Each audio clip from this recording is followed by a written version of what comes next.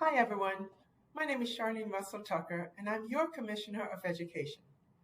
I have been serving at the department for many years, and my roles have included overseeing educational supports for students, including special education, social emotional supports, school safety and wellness initiatives of the agency, as well as leading on the issues addressing the non-academic barriers to learning. As you likely know, schools provide a lot more than academic enrichment.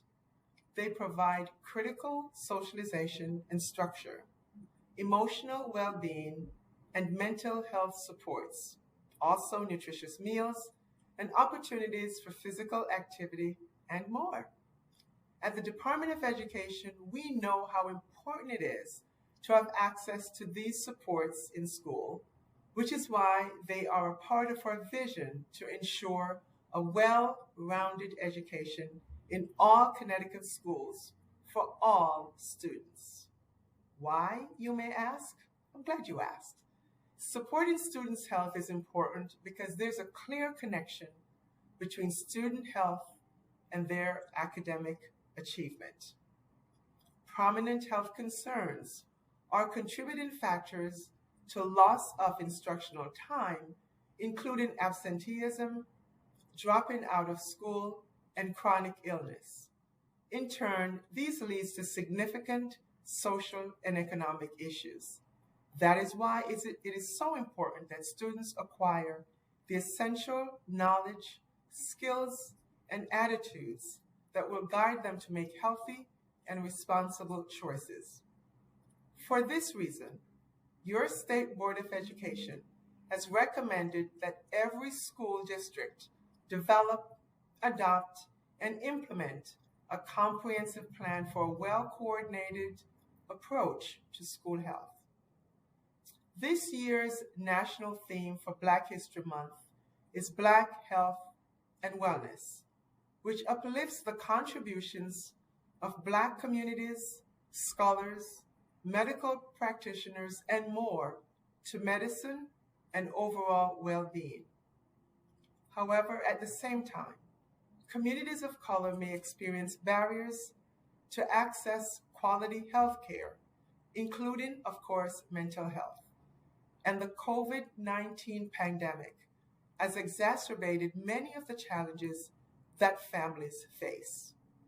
This is why it is critical that students, that's you, have access to health and wellness supports and services in school. We're currently working to pilot a program to establish systems of care to address the mental and behavioral health needs of all students and also our school staff. I always like to repeat this quote because it is true.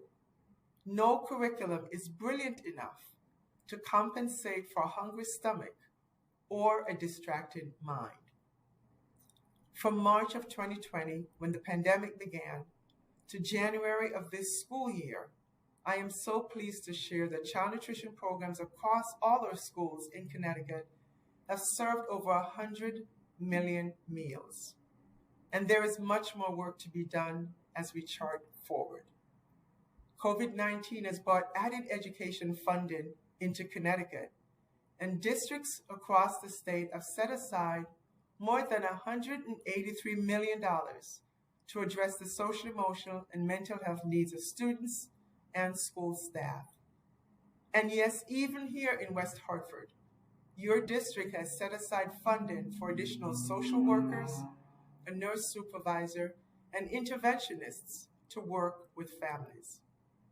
From the local level to the state, we're all working to address the health and wellness needs of all our students, with a focus on those disproportionately impacted by the challenges of COVID-19 pandemic.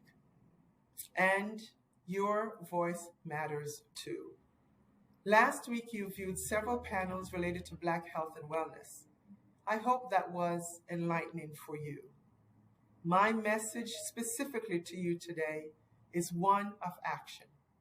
Consider how you can take action, whether it is in the STEM field, the medical field, or mental health field, to get involved in supporting Black health and wellness now.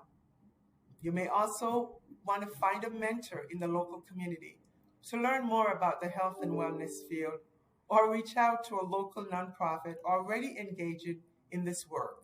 Yes, consider volunteering. Do research so you can educate not only yourself, but others. Your Department of Education is seeking opportunities to involve and elevate our student voices as well. Some of you even participated in Voice for Change, which stresses the importance of lifelong civic engagement. So I'll say it again.